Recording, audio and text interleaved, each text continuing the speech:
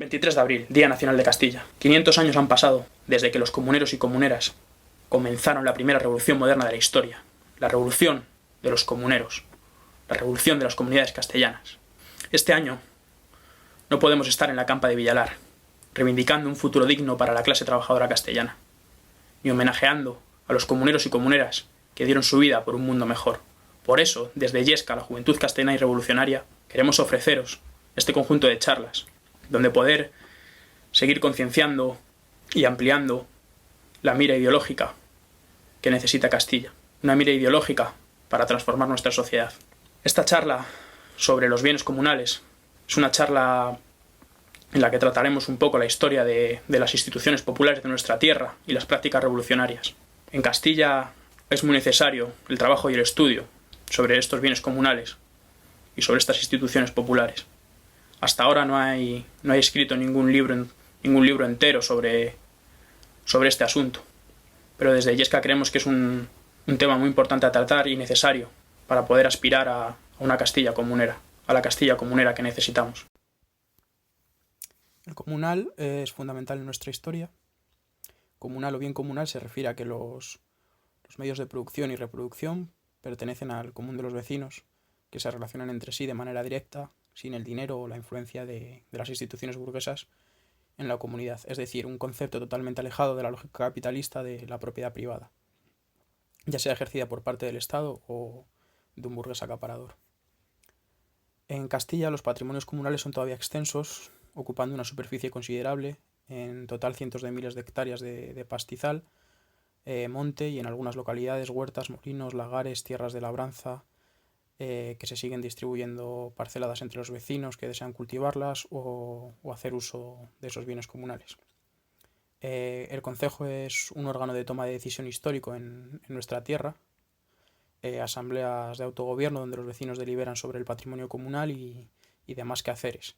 A día de hoy siguen quedando pueblos donde se rigen mediante el concejo. La vigente ley de bases de régimen local, promulgada por el Parlamento Español en 1985, reconoce el concejo abierto en los municipios de menos de 100 habitantes y aquellos que tradicionalmente cuenten con este singular régimen de gobierno y administración. El Estatuto Municipal de 1921 otorgaba por primera vez al concejo abierto de personalidad jurídica en los municipios que no excedieran 500 habitantes. La actual desnaturalización del concejo abierto, que lejos de ser una asamblea deliberante, soberana, legislativa y ejecutiva como es por naturaleza, ¿no? Es poco más que una junta vecinal con meras funciones, la cual sirve como mecanismo de transmisión de la voluntad del Estado capitalista en los más pequeños entes poblacionales.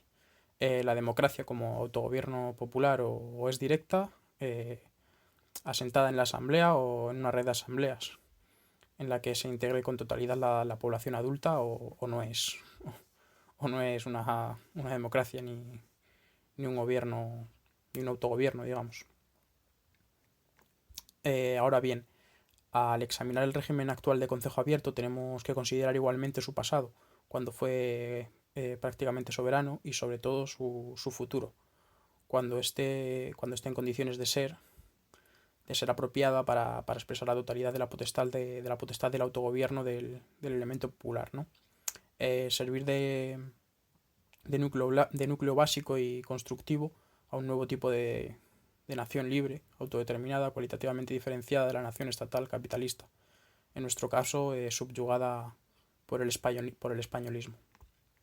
Tampoco es válido concebir aquel como la asociación natural de quienes están vinculados por relaciones estables de vecindad, pues eso es mucho más. El municipio ha de ser libre, ¿no? Pero no puede quedarse como una sección del artefacto estatal ni quedarse en una simple entidad natural, sino que debe de hacerlo como el ámbito en el que se realiza la soberanía popular, por ser donde reside y donde sesiona la asamblea o red de asambleas en que se forma y realiza la voluntad política del pueblo.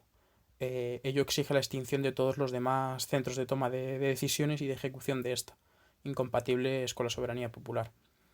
En segundo momento, se ha de realizar la unificación de todos los concejos, ¿no? En un plano comarcal, provincial y nacional. el concejo resulta una formación social que gobierna desde abajo y no desde arriba, como sucede a día de hoy. Luego podríamos hablar de que debido a la situación posterior a los siglos XIII y XIV son de reflujo del concejo abierto. Hay que fijarse en cómo fueron las instituciones políticas antes, cuando una parte sustancial de la soberanía residía en los concejos, que tenía hasta su propio aparato militar, llamadas milicias concejiles, como armamento general del pueblo para mantener y afirmar su potestad de autogobierno. El concejo abierto, como elemento nuclear de la sociedad concejil y comunal, aunque con monarquía y señoríos en desarrollo, se formaba en la Alta Edad Media y atraviesa, digamos, unas tres etapas, ¿no? La primera llegaría sobre el siglo XIV, es decir, el apogeo máximo y de máxima realización, siendo el concejo un ente político prácticamente soberano. La segunda abarcaría hasta el siglo XIX, con el paso al comienzo de la Edad Contemporánea. Se mantiene en los núcleos rurales y en una parte de las grandes poblaciones, pero en declinación a la vez que coexistía con el sistema oligárquico impuesto por las diversas coronas en los municipios de mayor población. Por eso, hoy día los ayuntamientos solo son una herramienta más del entramado poder del régimen, y la autonomía del ayuntamiento es simplemente propaganda política sin fundamento alguno.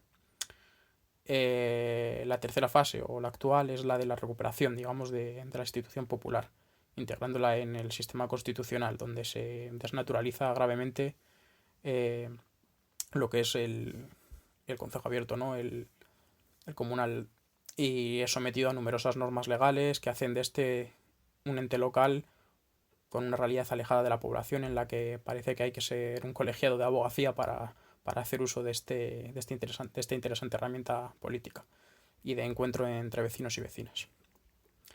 La sociedad comunal era una sociedad que no conocía el alcoholismo, asuntos en el que son unánimes todos los testimonios. Este es introducido por el régimen progresista, ¿no?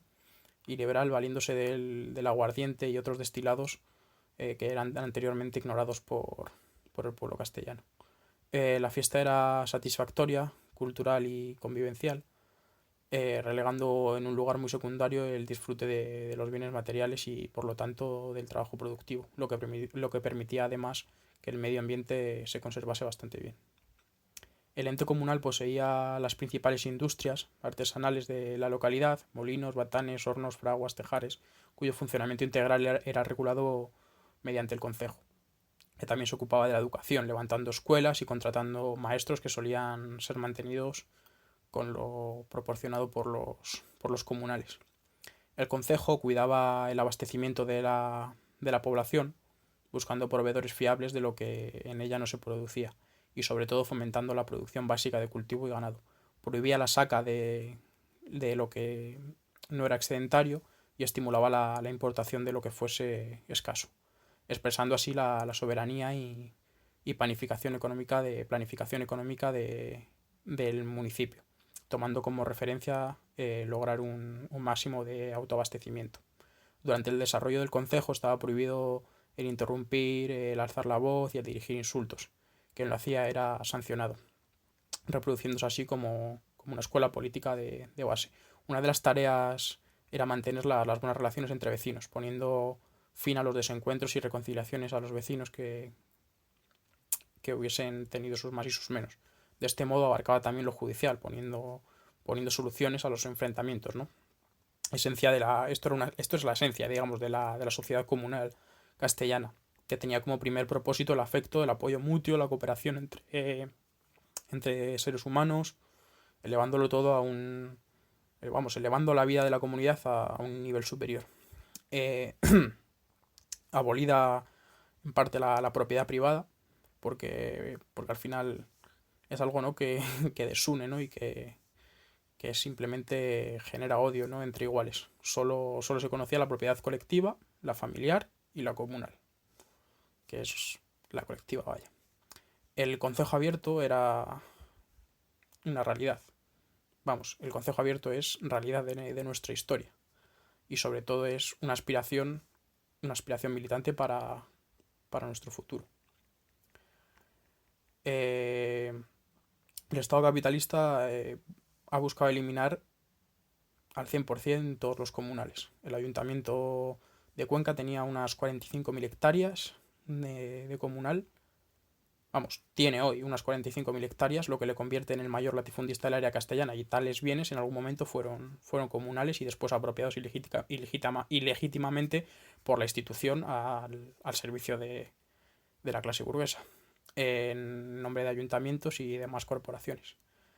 No se ha de olvidar del el expolio que hizo el régimen franquista al comunal, y la ley de Montes, por ejemplo, del 2003, que aún sigue en vigor, que es un texto embrolladísimo, seguramente para evitar que las gentes del común puedan comprender siquiera la legalidad ilegítima que les domina. Y bueno, en un apartado dice así, dice que son pertenecientes a entidades locales en tanto su aprovechamiento corresponde al común de los vecinos. O sea, que resulta de gran claridad que la ley no dice que los bienes comunales pertenezcan al común de los vecinos organizados concejilmente. Corresponde su aprovechamiento. Así que bueno, ahí lo deja claro. La actual ley de Montes es una prueba, entre otras, de que el Estado está preparado para la definitiva liquidación de los bienes comunales a medio plazo, que pasaría a ser patrimonio de los ayuntamientos y las comunidades autónomas. Lo que se extraiga del comunal deben de ser bienes de uso y no productos destinados al mercado. Estos son patrimonio colectivo, que son para vivir y en ningún caso serían para acumular capital. Es importante destacar que no faltan ejemplos de montes comunales degradados por los propios vecinos cuando estos acuerdan mercantilizar su explotación. Los bienes comunales son por naturaleza inalienables, indivisibles, inembargables e imprescriptibles, ajenos al mercado y por lo tanto inconciliables con el Estado capitalista. La historia de la liquidación de los patrimonios comunales, en primer acto de desamortización en la edad moderna, es realizado por Felipe II, que en 1563 ordena la venta de tierras concejiles en ciertas áreas castellanas, lo que lleva a las Cortes en 1598 a elevar una protesta por lo que se había realizado, ¿no? Argumentando que tales ventas de predios vecinales han despoblado y empobrecido a Castilla. En 1748 había sido promulgada la ordenanza de montes de Marina, por la cual la flota de guerra se hacía con el usufructo de aquellas crecidas porciones de monte alto que fueran necesarias. O sea que la Marina podía coger las porciones que quisiera del monte para armar sus buques. Es decir, exigían grandes cantidades de madera, de encina, de roble, de pino, de abeto, de haya, de nogal, de quejigo o de álamo, así como un volumen inmenso de carbón vegetal para hacer pólvora y también fundir los cañones y las partes metálicas de los navíos. O sea, de facto esta ordenanza que realizaba la expropiación comunal en amplias áreas del vecindario y claro, pues el vecindario en todas estas áreas lo que hacía era levantarse, ¿no? Y tuvo que, vamos, hubo bastantes enfrentamientos y hubo mucha represión. Con tal ordenanza se inicia el declive, ¿no?, de la masa de bosques en lo alto de Castilla. Los daños ocasionados por la desamortización y la descomunalización entre el 1770 y el 1859 alcanzan los 15 millones de hectáreas. La privatización de las tierras concejiles entre los siglos XVIII y XX coincidía con la desamortización, que consiste en que el Estado se apodere de los bienes colectivos de la comunidad rural, principalmente de las tierras, pero también de los hornos, fraguas y molinos, recursos que algunos más tarde eran subastados y pasaban a manos de particulares. Oye, vamos, a fin de cuentas que el Estado capitalista y la burguesía nacional ganaba y el pueblo trabajador, la gente del común, pues perdían.